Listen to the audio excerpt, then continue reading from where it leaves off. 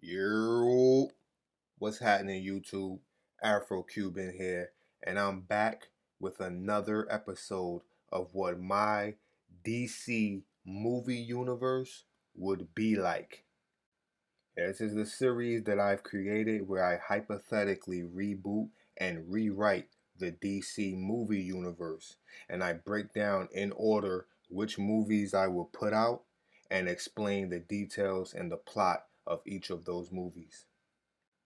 So, with that being said, let's get right into it. We've already had the big Justice League team up, and now we're moving into the phase two of my DC movie universe. And this is taking place about a year. Yeah, let's say it's a year after Justice League. So, now moving on to phase two of my rebooted DC universe. The first movie I will put out we were started off with a huge blockbuster. It will be a long awaited Batman Superman movie. It's going to have elements of multiple storylines, such as The Killing Joke or The Dark Knight Returns. This movie is going to be mostly centered around Batman, but obviously Superman is going to be in it as well. It's going to be basically my world's finest movie.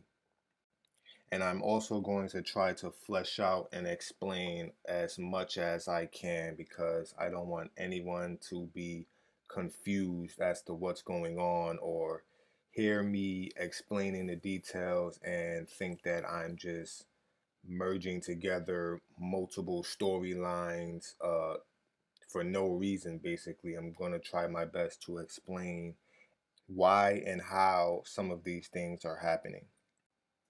All right, so let's start it off. To start it off, we're gonna begin with Lex Luthor. In my universe, he's going to be the governor, or let's just say he's the mayor of Metropolis, and also in my universe, he's black. I don't know why. I feel like it's just something I've always wanted to see. I feel like a black Lex Luthor would be so cool. Maybe it's because of the animated Superman cartoons that I used to watch when I was a kid. The Lex Luthor in that show always seemed like he was black, and that's basically what I grew up on. So that's basically who I'm basing this character on, the Lex Luthor from the old animated cartoons. But back to Lex. All right, so we're getting this is the first act, and we're basically introducing Lex and his motivations. So he's the mayor of Metropolis, and he's been out the country on business because he's not only a mayor, he also has other business ventures that require him to leave the city from time to time. And I will also explain why we haven't seen or heard from him in any of the other previous movies until now. And so, even though Lex has been away on business, he is constantly keeping tabs on the Man of Steel. In fact, he is completely obsessed with Superman. Lex wishes that he had Superman's powers. In his head, he figures that he needs to find a way to kill Superman because with Superman dead, he can like harvest his body and run experiments and figure out a way to take his powers. So long story short, Lex is back at his lab doing research on Superman and trying to find a weakness. As he's doing that, he's also doing research on the other heroes, the other members of the Justice League, to try to find a way to gain some sort of leverage or advantage. Uh, but unfortunately, Wonder Woman, she's been MIA since the battle in Metropolis. She returned back to Themyscira, and the Flash, he's just hard to track down because because of his speed, he's just never in one place for more than a minute. So basically, that leaves Batman. So Lex comes up with a plan. He plots on a way to turn Batman and Superman against each other, with the hopes that maybe the Dark Vigilante will be the one to slay this false god, as Lex calls him. So Lex is very smart. He does his research and he figures out that Batman and Commissioner Gordon are very close. So Lex reaches out to some of his contacts in Gotham. to find someone very special for him. That special someone just happens to be the Joker. Lex has contacts in the underworld of Gotham, and they're able to track down the Joker. He flies out to Gotham to meet him. He basically hires the Joker to kidnap Commissioner Gordon because he wants to use that as leverage or maybe some kind of bribe to force Batman into fighting and maybe even killing Superman for him. He offers Joker $5 million, and the Joker seemingly agrees. But there's just one problem. Lex doesn't know how insane the Joker actually is. So, Joker, being the maniac that he is, instead of kidnapping Commissioner Gordon, he breaks into Gordon's home. He breaks into the home to kill him, but unfortunately, Gordon isn't home.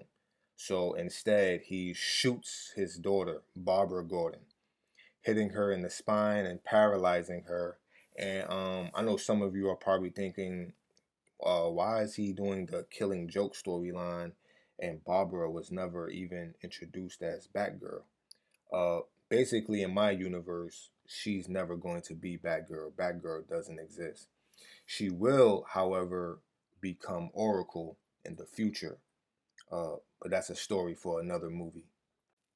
Okay, so getting back to this plot. So after the Joker shoots Barbara, she's paralyzed. She's on the floor, can't move, crying. The Joker then strips her naked and takes pictures of her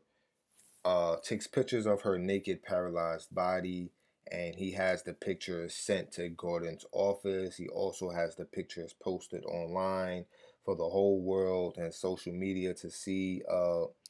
Joker is so deranged. He even ripped up the money that Lex gave him. He ripped it up, he burnt it, he just left it all scattered throughout Gordon's house. Uh, so now it's a big headline all over Gotham. The news and media outlets, they all read Commissioner's daughter shot, exposed, and left for dead, while millions of dollars are ripped up and scattered throughout the crime scene. So now at this time, Gordon, he takes a leave of absence to be at his daughter's side. And this leads us into Act 2, uh, where the action starts to kick in. So basically, the attack on Barbara, it drives a wedge between Batman and Robin because Dick at this time is dating Barbara Gordon. So obviously he's furious and wants to hunt the Joker down, but Batman tells him to remain focused and be patient. Batman and Robin continue to have heated words with each other because Robin feels this never would have happened if Batman had taken care of the Joker years ago. But Batman's number one rule is that he will never kill, he will never take a life. So the two of them, they end their partnership. Dick quits. He throws his mask and his cape on the floor. He jumps on his motorcycle and he leaves the cave. He's done. Robin's done. So now Batman, he's pissed off and he's on a rampage. He investigates the crime at Gordon's house. He does his own detective work, and he does like fingerprint analysis and stuff, and he even runs some of the serial numbers on the bills that were found at the house. They all match with banks in Metropolis, and each one of those banks just so happens to be owned by LexCorp. The prints that were on the bills are from Lex's bodyguard. So obviously, Batman puts two and two together and figures out that Lex must have had something to do with this. Maybe he's the one that hired the Joker, but the Joker doesn't care about money. So now a pissed off Batman heads to Metropolis to try and find the Joker or Lex. Batman breaks into a few LexCorp buildings and facilities, but he's slipping and he's letting the anger get the better of him. So he's seriously injuring some of Lex's employees as his hunt continues. So as this goes on, Superman, he gets wind of this and he feels that Batman is starting to go too far. So eventually Superman catches up to Batman to try and reason with him. They both end up in an abandoned warehouse that's owned by Lex. Batman went there to get more information and just happens to run into Superman. Superman tries to convince Batman to stop before things go too far, but Batman, he's still on his rampage. So instead, he attacks Superman. Batman came prepared, or so he thought. Batman, he cuts the power to the building so it's completely pitch black, and he throws some smoke pellets at Superman. This doesn't do anything but annoy Superman. Superman, he walks right through the smoke and he says, "Your little toys, they won't work on me." But then he takes a whiff. Superman takes a whiff and realizes that it's not normal smoke pellets. So Superman, he looks up and he says, "Methane acetylene." And just as Superman says that, the entire building explodes. Batman is outside holding a small detonator. He knew the building was empty and no one but Superman would get hurt. But obviously, even the explosion doesn't slow Superman down. Superman comes flying out from the debris without a scratch. Batman throws some batarangs and tries to evade Superman, uh, but Batman, he's just no match. Superman uses his heat vision to set Batman's belt on fire. He even burns off his cape. So now, basically, Batman is completely defenseless. He has no belt and he has no cape. So then Superman, he super speeds over to Batman and picks him up and uses his X-ray vision to see that it's Bruce Wayne who's under the mask. So Superman gives him a final warning to give up his crusade. He says, "Mr. Wayne, this is above even your pay grade.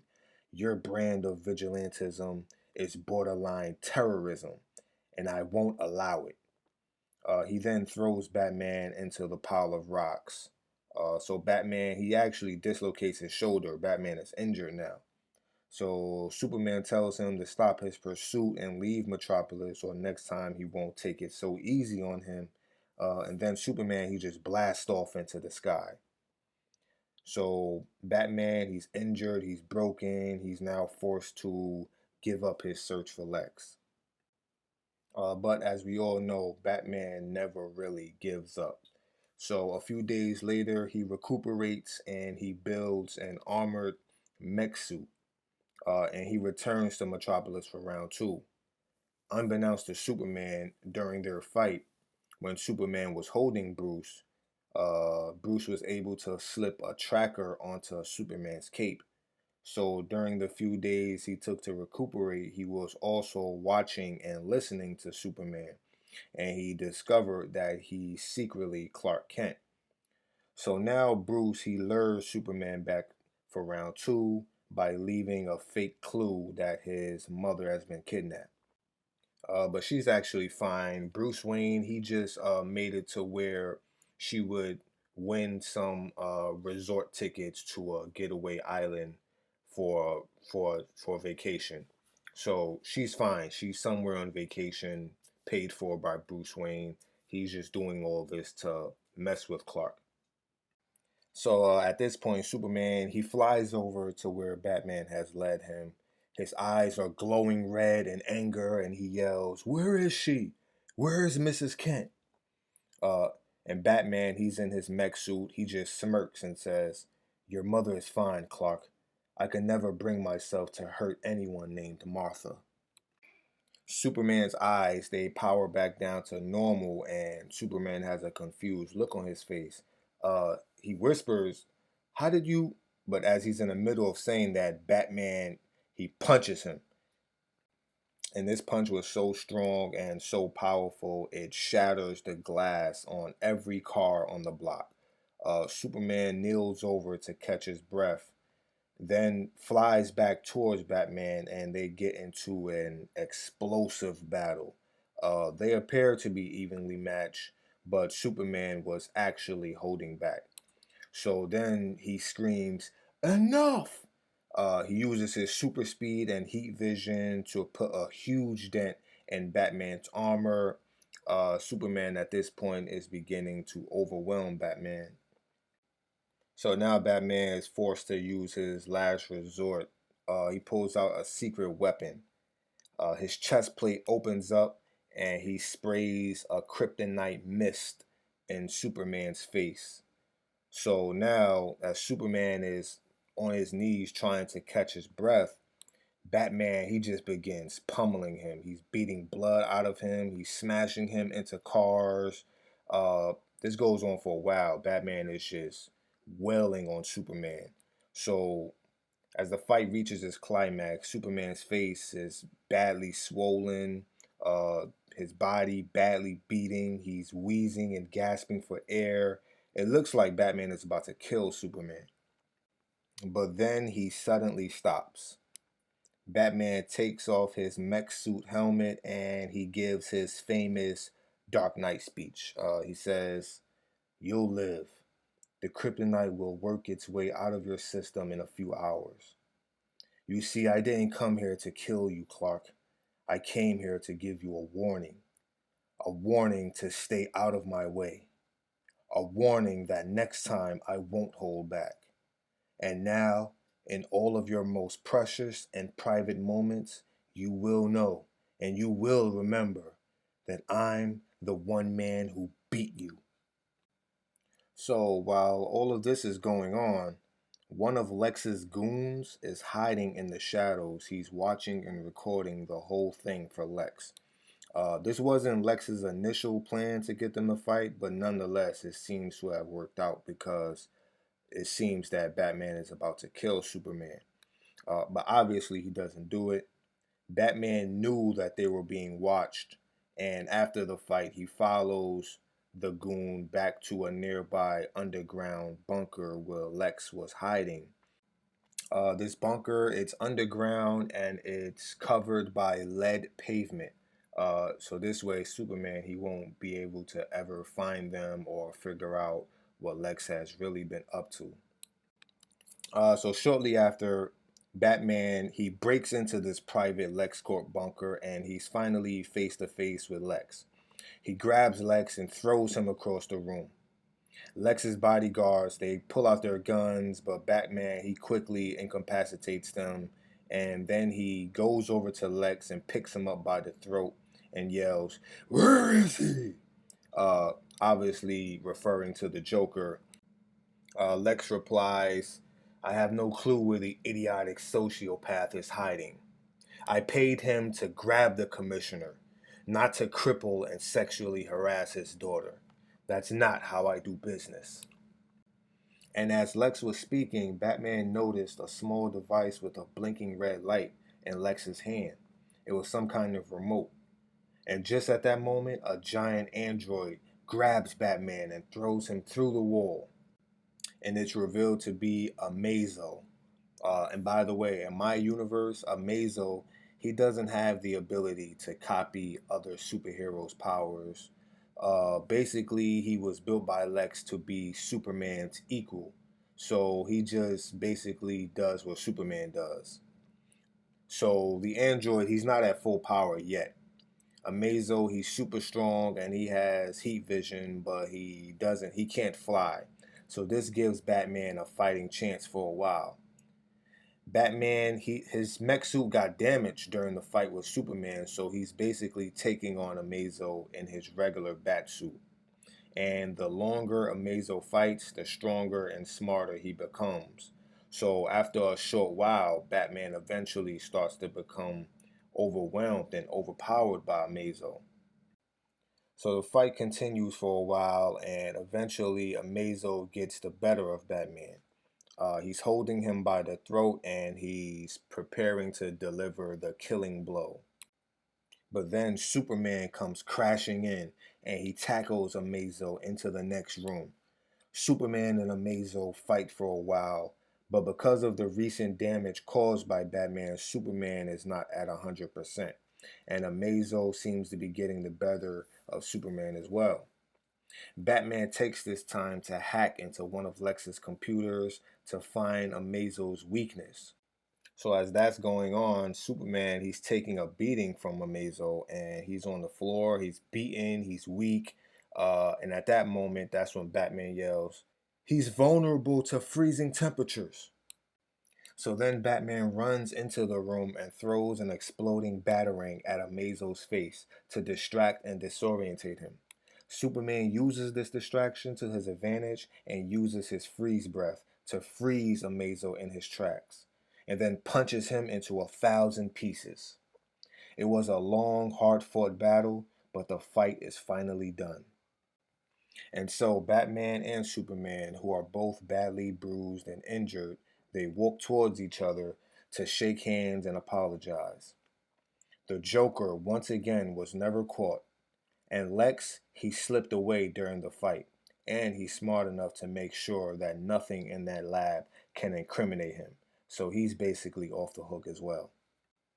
But Batman and Superman will not take this lightly, and they both vow to bring these madmen to justice and do it the right way. And so as we reach the climax, both Superman and Batman, they talk and they make peace, and as they're talking, the sun begins to rise. Superman closes his eyes and takes a deep breath and lets the sun heal his body. And when he turns back around, Batman is gone. We get a shot of Superman smiling, and then the screen cuts to black. The movie ends there. And so now, once the credits are done rolling, we get an end credit scene.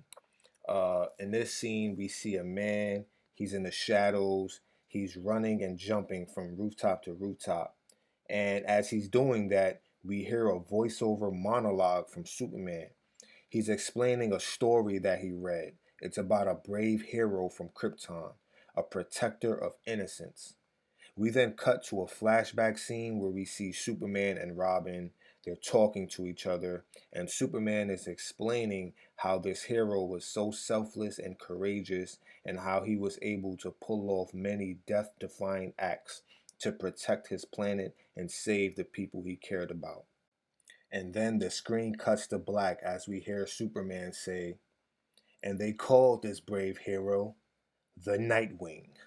And then we cut back to the man in the shadows running on the rooftop as he dives off of a building, and it's revealed to be Dick Grayson in his Nightwing suit. And the scene ends there. And that would be the conclusion of my Batman v Superman movie. Obviously, I wouldn't call it Batman v Superman. I would just probably keep it simple and call it World's Finest or Batman Superman World's Finest. But yeah, that is the conclusion. And if you stuck with me and listened to my entire synopsis, I appreciate you, and I will catch you in the next video.